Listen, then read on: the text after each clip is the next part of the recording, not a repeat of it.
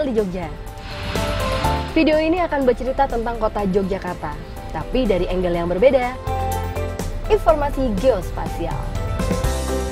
Dan kali ini nanti Adinda bakal ditemani oleh Ibu Titi Suparwati dari Badan Informasi Geospasial.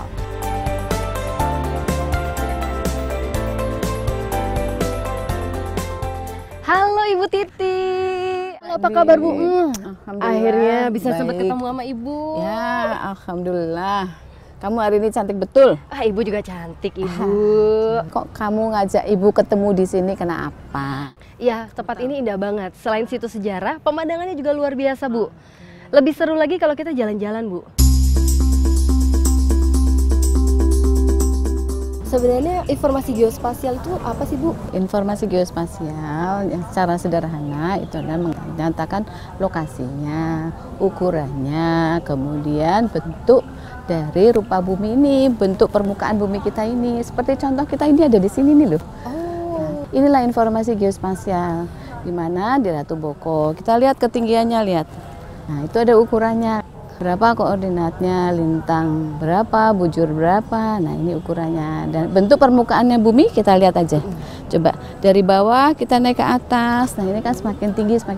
Itulah bentuknya. Oh gitu. Jadi ini semacam info tentang lokasi, bentuk yang ada di permukaan bumi ya Bu? Betul. Dalam kehidupan sehari-hari penting nggak sih informasi geospasial? Sangat penting. Contoh misalnya ya, ini kan kita lagi di Jogja ya. Iya. Jogja kan kemarin kita ada gunung meletus kemarin. Kalau kita ingin mengirimkan bantuan, nah itu kita tanya lokasinya di mana. Lalu pada koordinat berapa supaya kita nggak salah. Biasanya namanya sama, tapi koordinatnya beda dan permukaan buminya juga beda-beda. Ibu, kita sambil duduk yuk kita cerita-cerita lagi Bu. Oke, duduk di mana yang enak? Sana. Kabarnya di BIG ada perpindahan menteri ya Bu yang mengkoordinir dari Menristek menuju ke Men-PPN. Itu apa dampaknya ya Bu buat BIG? Oh iya, Badan Informasi Geospasial itu memegang posisi sangat penting dalam perencanaan pembangunan nasional. Apalagi pasca disahkannya Peraturan Presiden Nomor 127 Tahun 2015 yang mengamanahkan BIG untuk berpindah koordinasinya dari Menristek-Dikti ke Menteri PPN. Ini menandakan informasi geospasial kini memegang peranan yang sangat penting di dalam penyelenggaraan perencanaan pembangunan oleh pemerintah. Secara kelembagaan, perpindahan ini akan memperkuat BIG di dalam melaksanakan tugasnya sebagai pengawal informasi geospasial di Indonesia. Jadi ceritanya sekarang pemerintah lagi men-challenge BIG untuk mengelola informasi geospasial supaya informasi geospasial yang dihasilkan berkualitas dan dapat digunakan oleh pemangku kepentingan terutama dalam penentuan kebijakan. Mengenai agenda kerja BIG nih Bu, sebenarnya sih apa yang dimaksud percepatan pelaksanaan kebijakan satu peta Bu?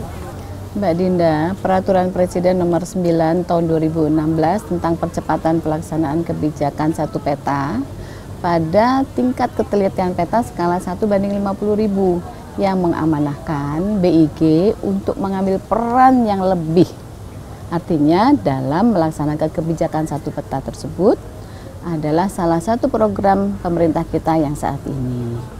Peraturan Presiden ini dilatar belakangi oleh banyak informasi geospasial yang tidak standar antar pemangku kepentingan. Sehingga jika digabungkan menjadi satu informasi geospasial yang banyak garis, yang tidak sama, yang tidak standar, sehingga harus dituangkan di dalam skala 1:50.000. Di sini BIG diamanahkan untuk mempercepat penyediaan peta dasar skala 1:50.000 untuk mendukung program tersebut. Peta dasar ini menjadi sumber rujukan yang sama oleh pemangku kepentingan untuk menjalankan tugasnya, tanggung jawab, dan kewenangan masing-masing.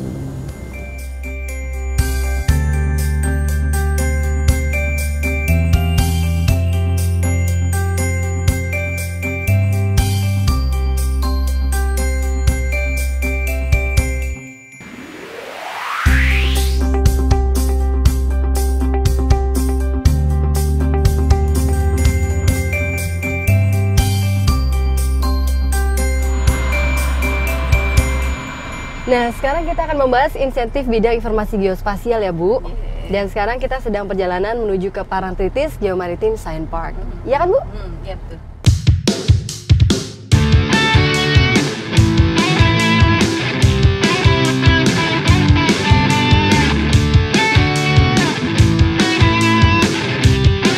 Sebenarnya pengertian dari insentif di bidang informasi geospasial itu apa sih, Bu? Insentif adalah cara memberi dorongan sehingga seseorang merasa diapresiasi atas hasil kerjanya. Dengan pemberian insentif, diharapkan seseorang itu bisa terus meningkatkan produktivitas dan kualitas hasil kerjanya.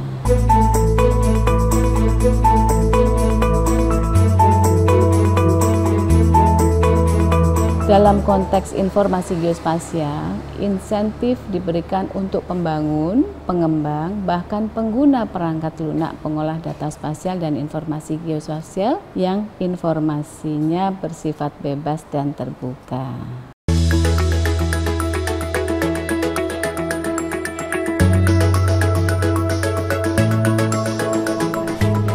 Sore, Mbak, perkenalkan. Ibu Retno, penanggung jawab PGSP. Silakan Mbak Retno. Oh iya, PGSP atau Parangtritis Geomaritim Science Park itu pusat pengetahuan dan inovasi teknologi geospasial untuk kepesisiran dan kemaritiman. Selain itu di tempat ini juga sering dipakai oleh anak-anak sekolah sebagai wisata edukasi dan juga berperan sebagai museum gumuk pasir. Wah, luar biasa ya.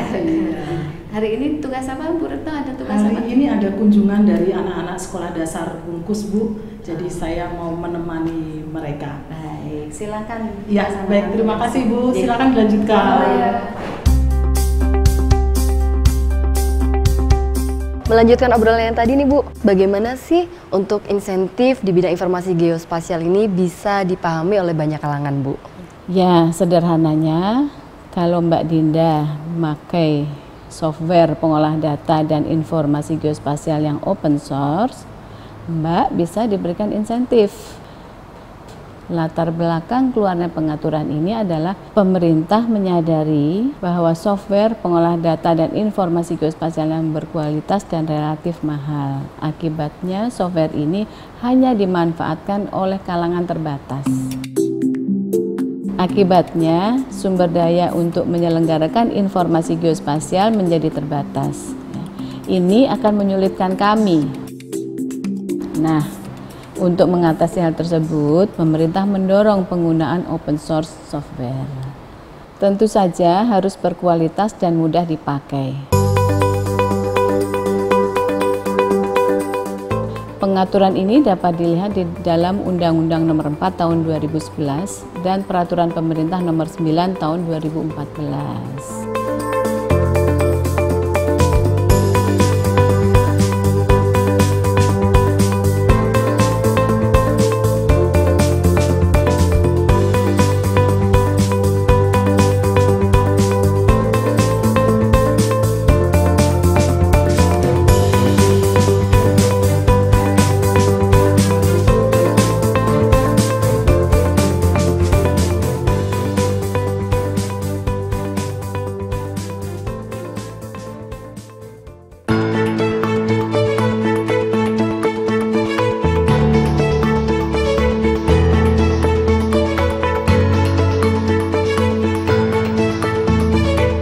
Nah, sekarang kita akan membahas insentif bidang informasi geospasial ya, Bu. Dan sekarang kita sedang perjalanan menuju ke Parangtritis Geomaritim Science Park. Siapa saja sih, Bu, yang bisa memperoleh insentif di bidang informasi geospasial dari pemerintah? Setiap orang dapat menikmati insentif di bidang informasi geospasial ini, Mbak Dinda. Dengan catatan syarat-syaratnya harus terpenuhi ya.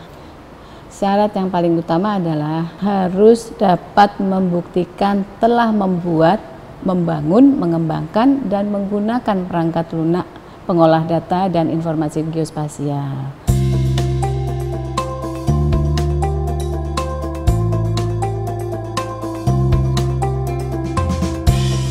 Yang berikutnya, perangkat lunak informasi geospasial itu harus bebas dan terbuka.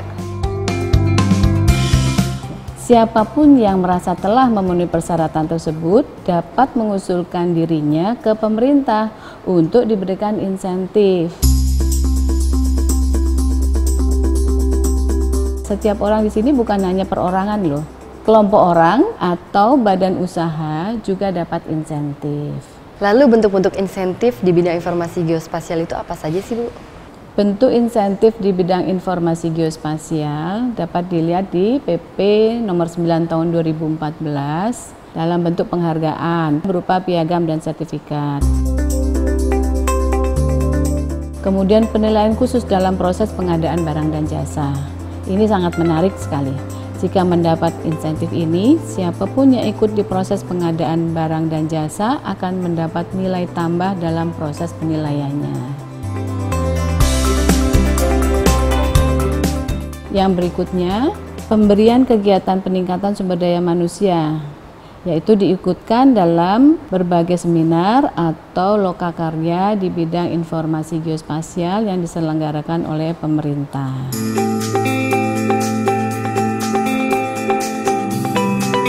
Kemudian penyediaan sarana untuk menyimpan perangkat lunak pengolah data dan informasi geospasial sifatnya harus bebas dan terbuka. Juga penyediaan server yang dapat diakses dengan mudah oleh pengguna. Kalau untuk mekanismenya gimana ya, Bu? Pemberian insentif harus diawali dalam proses pengusulan. Pengusulan itu bisa dilaksanakan oleh setiap orang, termasuk juga dari pemerintah. Usulan ini disampaikan kepada pemerintah pemberi insentif. Setelah mendapat usulan tersebut, pemberi insentif akan membentuk tim verifikasi untuk memeriksa usulan yang dimaksud dan memberikan rekomendasi terkait diberi atau tidaknya insentif dan jenis insentifnya kepada pimpinan instansi pemberi insentif. Supaya penilaiannya lebih fair, tim verifikasi harus berisikan perwakilan dari pemberi insentif, akademisi, dunia usaha, dan masyarakat.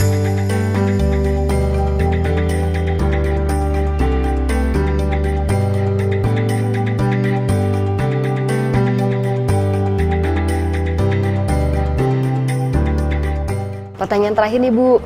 Lalu kriteria calon penerima insentif itu seperti apa sih, Bu? Masih ingat nggak dua prinsip pemberian insentif di bidang informasi geospasial?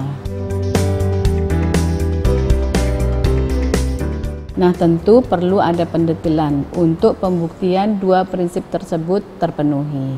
Kriteria lebih detail tentang pemberian insentif di bidang informasi geospasial tersebut terdapat di Peraturan Pemerintah Nomor 9 Tahun 2014 pada pasal 41 sampai dengan pasal 47. Beberapa contohnya adalah pembangun harus dapat membuktikan perangkat lunaknya sudah dipakai oleh paling sedikit 100 pengguna. Sedangkan untuk pengembang perangkat lunak harus dapat membuktikan bahwa perangkat lunak yang dikembangkannya telah digunakan paling sedikit 50 orang pengguna untuk pengguna relatif yang lebih mudah.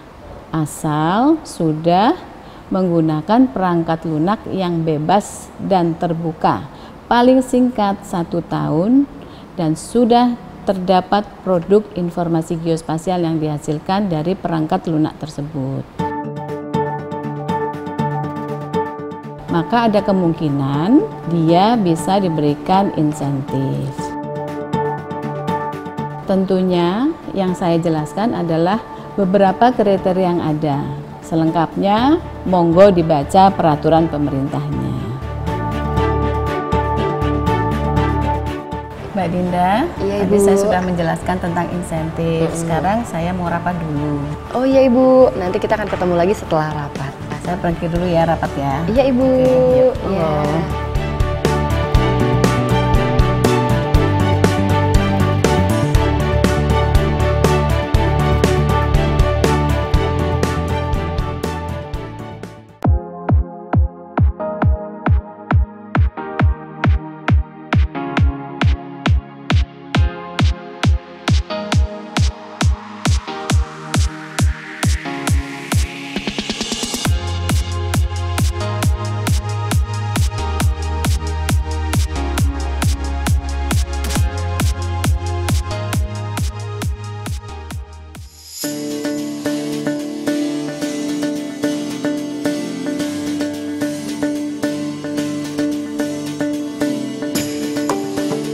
Nah, sambil menunggu Bu Titi rapat, saya sempatkan main ke Gumuk Pasir yang gak jauh dari Parangtritis Geomaritim Science Park.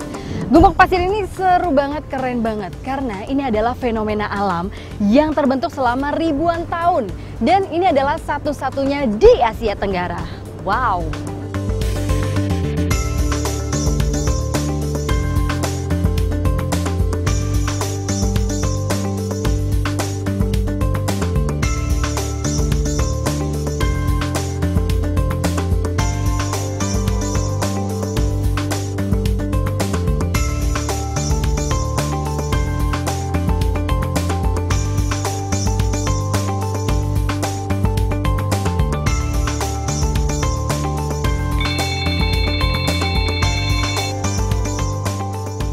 Halo Ibu Titi. Halo Mbak Dinda, Ibu baru selesai rapat nih. Kalau gitu saya meluncur ke sana ya Bu. Ya, di gedung museum ya. Siap Ibu.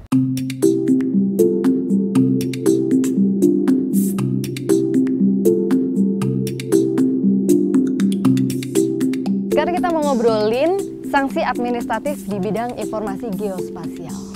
Ayo.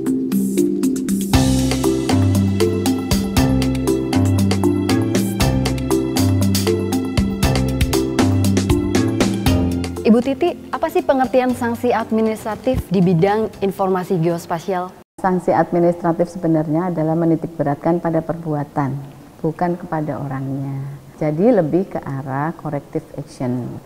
Nah, sanksi administratif di bidang informasi geospasial demikian juga tujuan utamanya untuk memperbaiki kegiatan penyelenggaraan informasi geospasial yang menyimpang.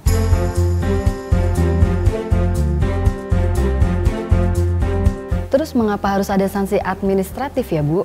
Sanksi administratif sangat diperlukan untuk mengembalikan keadaan seperti yang kita harapkan. Misalnya, Mbak Dinda jadi surveyor tetapi belum mempunyai sertifikat kompetensi. Terus Mbak Dinda melaksanakan kegiatan survei tersebut yang diadakan oleh pemerintah. Bisa dibayangkan apa yang terjadi. Pasti hasil surveinya diragukan kualitasnya. Karena dilakukan atau dilaksanakan oleh orang yang tidak mempunyai kompetensi.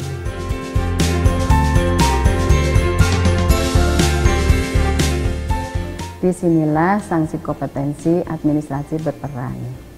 Pelaksanaan kegiatan survei yang dilaksanakan akan dihentikan sampai pelaksanaannya mempunyai sertifikat kompetensi. Ingat loh, sanksi administratif ditujukan untuk memperbaiki kegiatannya, bukan orangnya. Oh gitu ya Bu, kita jalan-jalan lagi Bu. Ayo, kita jalan-jalan ke sana. Ya.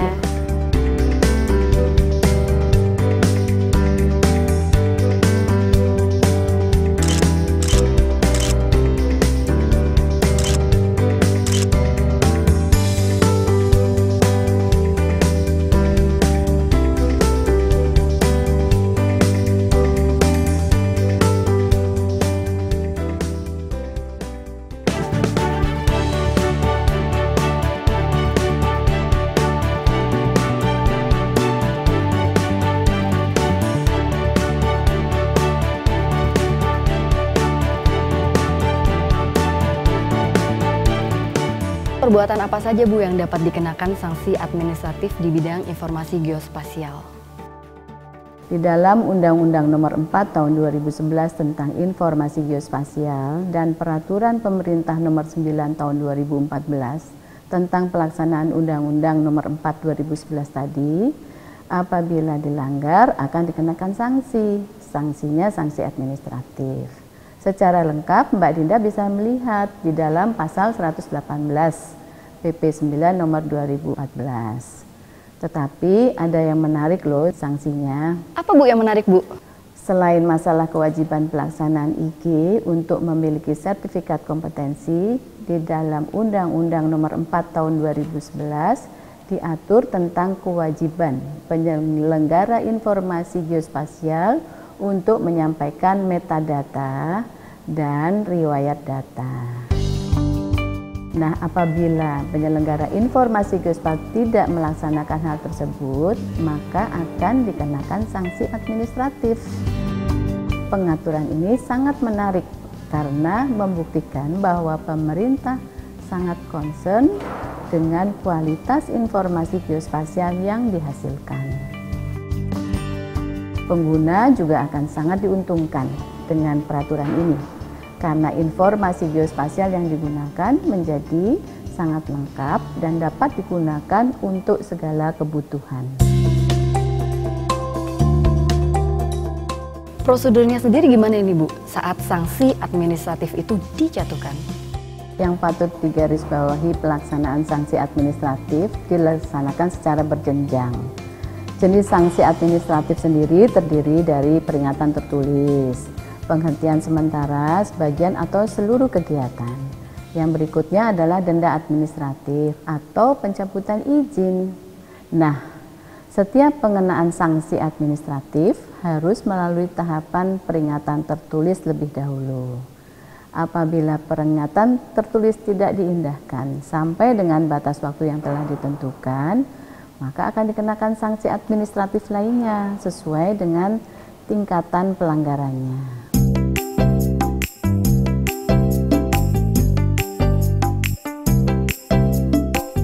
Ini pertanyaan terakhir ya Bu, kepada siapa saja sanksi administratif ini diterapkan? Ya, Mbak Dinda harus tahu bahwa setiap orang, termasuk juga pemerintah, dapat dikenakan sanksi administratif. Bahkan apabila saya melakukan pelanggaran, saya juga bisa dikenakan sanksi administratif. Bu Titi, nggak kerasa saya sudah seharian di Parangtritis. Tadi main ke Parangtritis Geomaritim Science Park, terus lanjut ke Gumuk Pasir. Ini seru banget Ibu. Senang banget hari ini, terus juga ini informasi edukatif ya Ibu ya. Dan juga memberikan banyak pelajaran buat saya Ibu. Semoga bermanfaat juga buat semuanya ya Bu. Sama-sama Mbak Dinda. Saya juga terima kasih. Besok saya mau ada kunjungan ke Pantai Sadeng. Aku mau ikut apa enggak? Mau ikut banget Bu. Mau? Mau. Oke, kalau mau besok kita bareng-bareng temenin Ibu ke Pantai Sadeng. Siap Ibu. Oke? Siap. Oke. Ayo Bu. Yuk.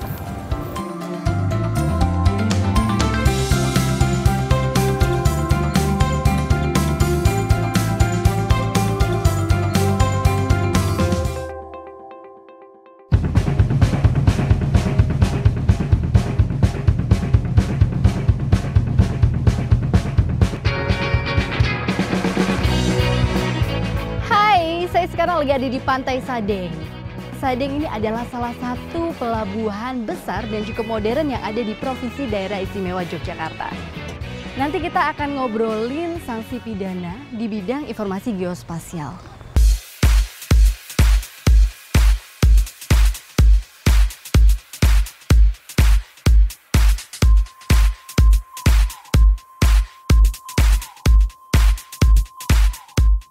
Kita ngobrol-ngobrol lagi nih Bu, pengertian sanksi pidana bidang informasi geospasial itu seperti apa sih Bu? Bedanya sanksi administratif itu menitik beratkan kepada sanksi pidana yang dititik beratkan pada orangnya. Jadi siapapun orang yang melanggar ketentuan pidana akan dikenakan sanksi. Baik sanksi penjara maupun sanksi denda. Nah, perbuatan yang dikenakan sanksi pidana di bidang informasi geospasial biasanya perbuatan yang apabila dilakukan menimbulkan kerugian baik materi maupun nyawa secara langsung maupun tidak langsung. Kenapa sih Bu di bidang informasi geospasial ini harus ada aturan sanksi pidana juga nih Bu? Tujuan sanksi pidana itu ada dua, preventif dalam artian untuk pencegahan. Yang kedua represif, yaitu memberi hukuman yang setimpal kepada pelaku kejahatan. Mengingat informasi geospasial sekarang memegang peranan penting dalam penyelenggaraan pemerintahan, maka sanksi pidana diperlukan agar informasi geospasial yang dihasilkan adalah informasi yang berkualitas. Sehingga produk kebijakan yang dihasilkan adalah informasi geospasial tersebut, yang merupakan produk kebijakan yang berkualitas juga. Jadi sekarang BIG itu dituntut harus mampu menyediakan informasi yang berkualitas ya Bu? Betul, Mbak.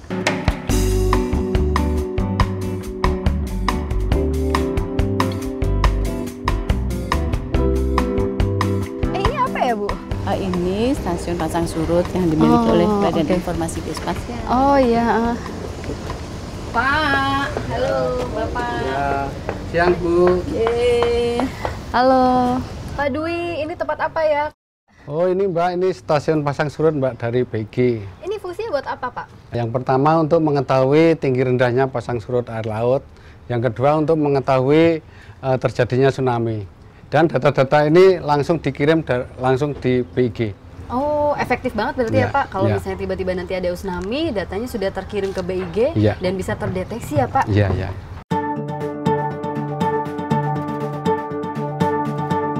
Thank you ya Pak. Terima kasih.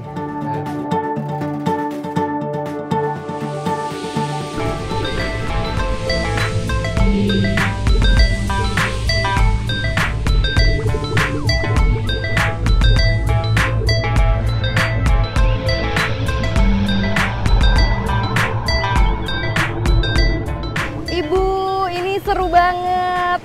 Anginnya juga sepoi-sepoi ya Bu. Ini banyak sekali perahu-perahu nih Bu. Perahu ini udah nampak bahwa di sini adalah memang nelayan di Pantai Sanjeng ini. Sudah siap, ini kelihatannya habis nangkep ikan. Nih, Ikan, kayaknya. wah jadi lapar deh. Ini kayaknya udah saatnya jam makan siang deh Bu. Oke, kita makan siang aja yuk. Mau ikut Kita makan siang dulu.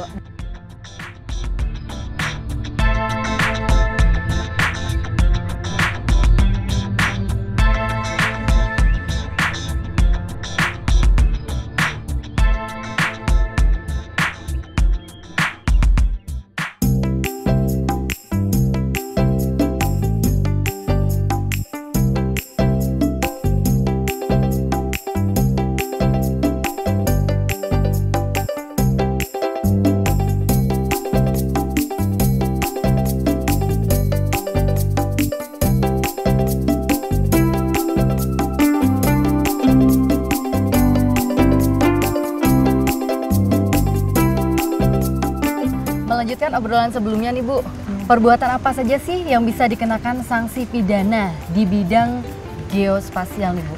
Sanksi pidana di bidang informasi geospasial secara khusus diatur di dalam Undang-Undang Nomor 4 Tahun 2011 tentang informasi geospasial, yaitu bisa dilihat pada pasal 64 sampai dengan 68.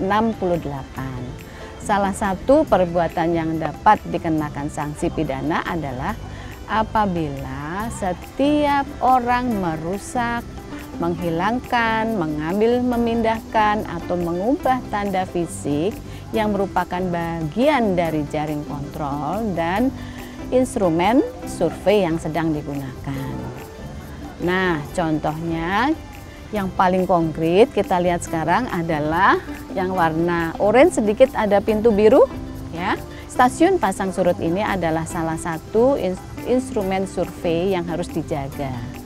Kalau ini dirusak, maka ketersediaan data dan informasi yang terkait dengan pasang surut tidak dapat diterima secara real time. Ini bakal gawat loh Mbak, karena potensi yang terjadi tsunami nanti akan sulit, akan susah dideteksi sehingga penanganannya akan lambat. Ini yang harus dihindari, karena sifatnya dapat menimbulkan materi dan nyawa, maka ada sanksi pidana.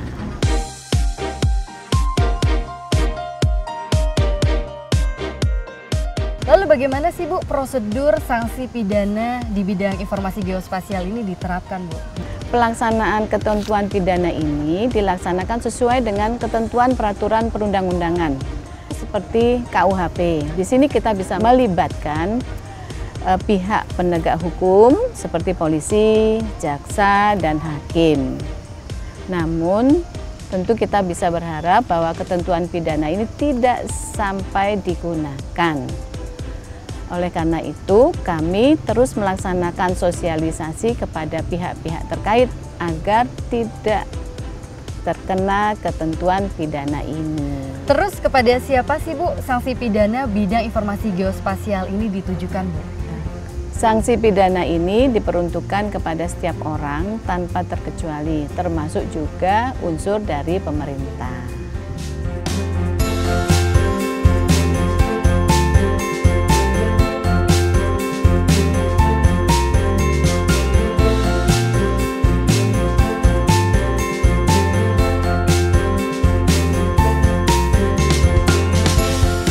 Luar biasa sekali beberapa hari ini, Bu. Ini amazing. Thank you banget sudah bisa menjawab semua pertanyaan tentang tugas dan kewenangan dari Badan Informasi Geospasial. Sama-sama Mbak Dinda. Kita ketemu lagi lain waktu. Mudah-mudahan bermanfaat untuk kita semua. Iya, terima kasih Ibu. Thank you banget ya, Bu.